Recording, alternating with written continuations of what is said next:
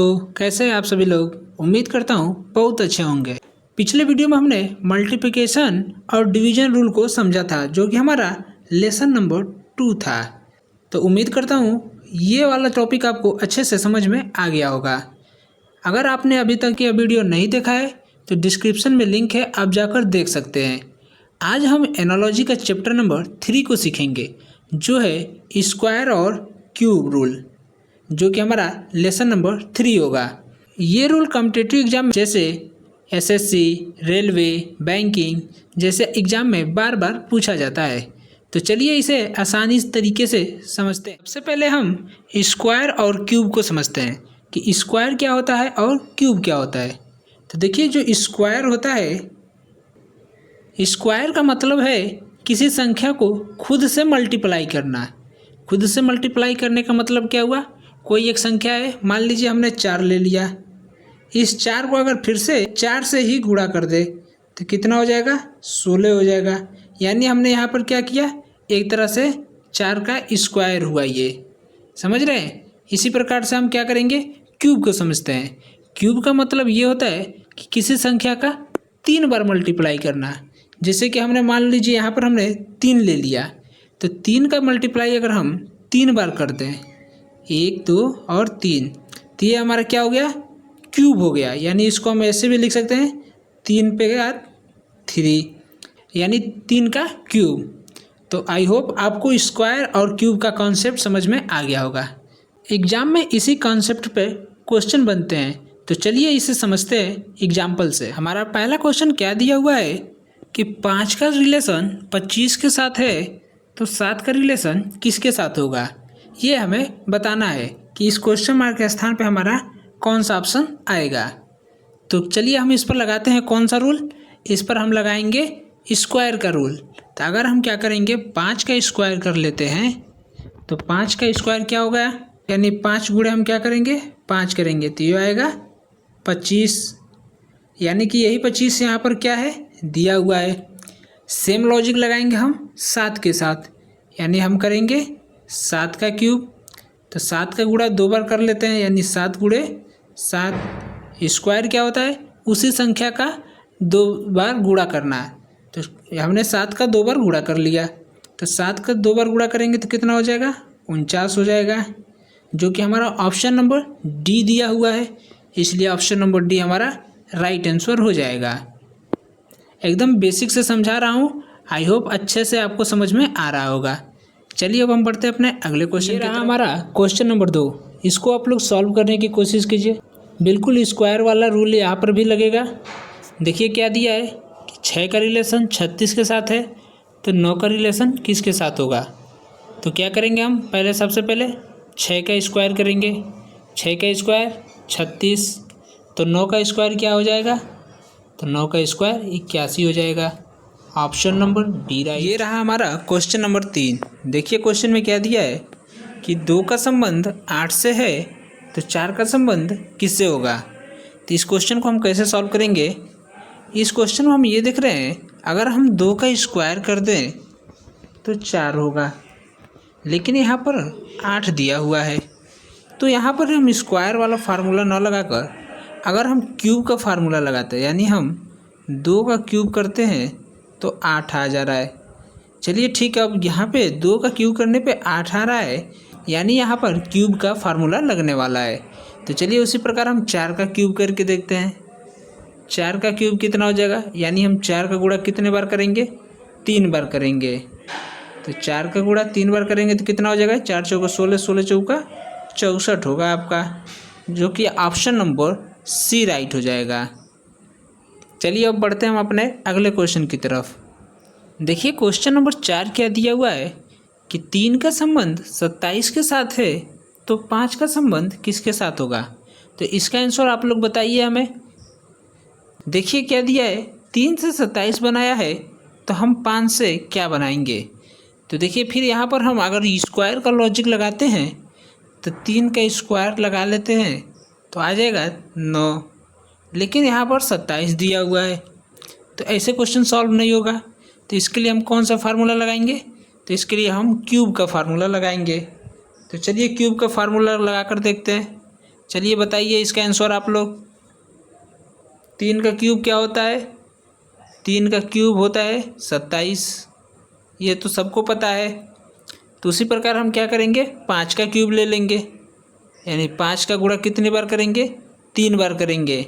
तो 5 का गुणा हम 3 बार करेंगे तो आएगा 125। 125 ऑप्शन में कौन सा दिख रहा है? ऑप्शन नंबर डी दिख रहा है, इसलिए ऑप्शन नंबर डी हमारा राइट आंसर हो जाएगा। उम्मीद करता हूँ स्क्वायर और क्यूब का कॉन्सेप्ट आपका क्लियर हो गया होगा। चलिए इसी तरह से 2-4 प्रश्न का और प्रैक्टिस कर लेते हैं, जिससे कि आपको अच्छे से समझ में आ जाए। तो अब चलिए हम बढ़ते हैं अपने अगले क्वेश्चन की तरफ। रहा हमारा क्वेश्चन नंबर 5। इस क्वेश्चन को ध्यान से देखिए, इसमें क्या दिया हुआ है कि 4 का रिलेशन 16 के साथ है, तो उसी प्रकार 6 का रिलेशन किसके साथ होगा? यानी इन 4 ऑप्शन में से कौन सा ऑप्शन हमारा इस क्वेश्चन मार्क के स्थान पे लिखा जाएगा। तो कैसे इस क्वेश्चन को सॉल्व करना है, इसको 2 मेथड से सॉल्व कर सकते हैं। पहला जो है हमारा स्क्वायर रूल है और दूसरा हमारा क्यूब रूल है। इन दोनों में से किसी एक रूल को अप्लाई करके हम इस क्वेश्चन को सॉल्व करेंगे। तो चलिए सबसे पहले हम स्क्वायर वाला रूल लगाते हैं। तो अगर हम 4 से 16 बना रहे हैं, तो अगर 4 का हम स्क्वायर करते हैं तो कितना आएगा? 4 गुणे 4 करेंगे तो हमारा 16 आएगा। चलिए यहाँ पे 16 आ रहा है, 16 दिया है। उसी प्रकार हम 6 का भी स्क्वायर कर लेते हैं, तो 6 का स्क्वायर कितना हो जाएगा? 36 हो जाएगा। ऑप्शन नंबर सी राइट हो जाएगा। तो यहाँ पर हम क्या देख रहे हैं, हमारा आंसर स्क्वायर करने से ही आ गया है, तो इसलिए यहाँ पर हमारा स्क्वायर वाला रूल अप्लाई हो रहा है। चलिए अब बढ़ते हैं हम अपने अगले क्वेश्चन की तरफ। वीडियो में अंत तक बने रहिएगा, क्योंकि वीडियो के लास्ट में मिलेगा आपको कुछ मज़ेदार क्वेश्चन, जिसका आंसर आप लोगों को बताना होगा। क्वेश्चन नंबर 6 क्या दिया है कि जिस प्रकार इसने 7 से 49 बनाया है, उसी प्रकार हम 9 से क्या बनाएंगे। तो 7 से 49 बनाने के लिए हमें क्या करना पड़ेगा? अगर हम 7 से 49 बना रहे हैं, तो अगर स्क्वायर कर ले 7 का तो हो जाएगा ना 49। आप कहेंगे जी सर जी, 7 का स्क्वायर 49 ही तो होता है। तो चलिए अब हम 9 का भी स्क्वायर कर लेते हैं। 9 का स्क्वायर करेंगे तो 81 आता है।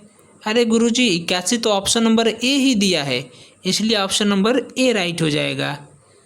चलिए अब बढ़ते हैं हम अपने अगले क्वेश्चन की तरफ। देखिए क्वेश्चन नंबर 7 क्या दिया हुआ है कि 4 का रिलेशन 64 के साथ है, तो 9 का रिलेशन किसके साथ होगा। तो इसमें भी हम क्या करेंगे, सबसे पहले स्क्वायर का रूल लगा कर देखते हैं। यानी 4 का स्क्वायर कितना होता है? 16 होता है। यहाँ पर 64 दिया है, ये रूल यहाँ पर फेल हो गया। तो इसके लिए अब हम क्या करेंगे, अब क्यूब वाला रूल यहाँ पर अप्लाई करेंगे। तो क्यूब वाला रूल चलिए लगा कर देखते हैं। 4 का क्यूब कितना होता है? तो 4 का क्यूब होता है 64। उसी प्रकार हमें 9 का भी क्यूब निकाल लेना है। तो जब 9 का क्यूब हम निकालेंगे तो 9 का क्यूब कितना होगा, यानी 9 गुणे 9 करेंगे, 3 बार 9 से गुणा करेंगे तो ये कितना हो जाएगा?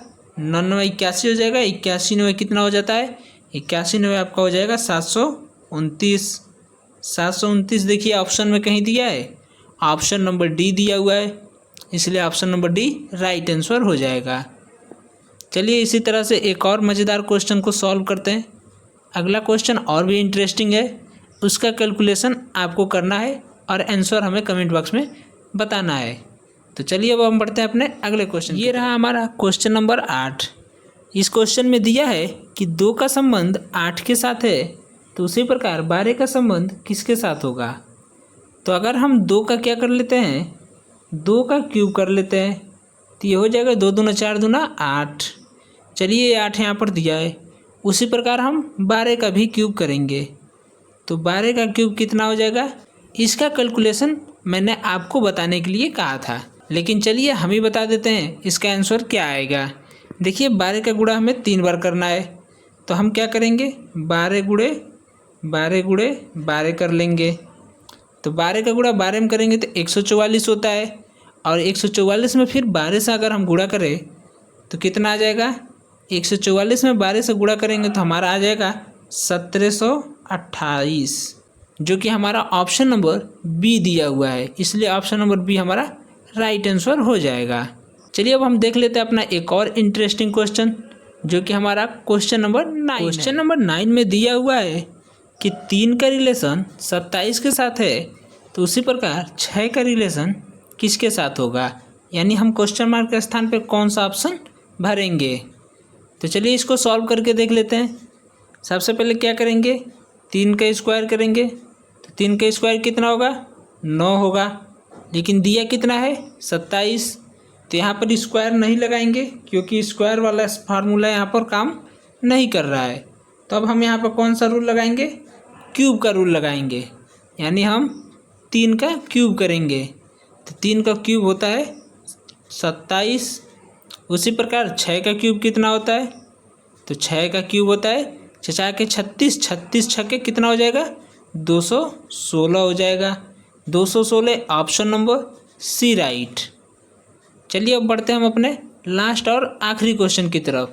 ये रहा हमारा क्वेश्चन नंबर 10। इस क्वेश्चन में दिया है कि 5 का संबंध 25 के साथ है, तो 11 का संबंध किसके साथ होगा। तो चलिए इसको हम सॉल्व करके दिखाते हैं आप लोगों को। देखिए 5 से हमें 25 बनाना है, तो 5 का हम क्या करेंगे, स्क्वायर करेंगे तो 25 आएगा। उसी प्रकार हम 11 का भी स्क्वायर कर लेंगे, तो 11 का स्क्वायर कितना होता है, यानी 11 गुणे 11 करेंगे तो आएगा 121, जो कि ऑप्शन नंबर डी दिया हुआ है, इसलिए ऑप्शन नंबर डी हमारा राइट आंसर हो जाएगा। तो ये थे आज के टॉप 10 क्वेश्चन, जिससे कि आपका स्क्वायर और क्यूब का कॉन्सेप्ट अच्छे से समझ में आ गया होगा। अब समय है आपका होमवर्क का, जिसमें मैं आपको 3 क्वेश्चंस देने वाला हूं, जिसका आंसर आपको हमें बताना है। तो ये रहा आपका वो तीनों क्वेश्चंस, जिसका आंसर आपको हमें कमेंट बॉक्स में बताना है। उम्मीद करता हूं आप लोग इसे अच्छे से सॉल्व कर लेंगे और इसका आंसर ज़रूर बताएंगे। तो दोस्तों आज हमने स्क्वायर और क्यूब रूल सीखा है। अगर ये वीडियो आपको अच्छा लगा हो तो लाइक और शेयर करना ना भूलें। और इम्पॉर्टेंट बात यह है कि अगले वीडियो में हम प्राइम नंबर रूल को पढ़ेंगे, जो एग्ज़ाम पॉइंट ऑफ व्यू से बहुत ज़्यादा इम्पॉर्टेंट है। तो नेक्स्ट वीडियो मिस ना हो, इसलिए चैनल को सब्सक्राइब ज़रूर करें। मिलते हैं नेक्स्ट वीडियो में, तब तक के लिए बाय बाय।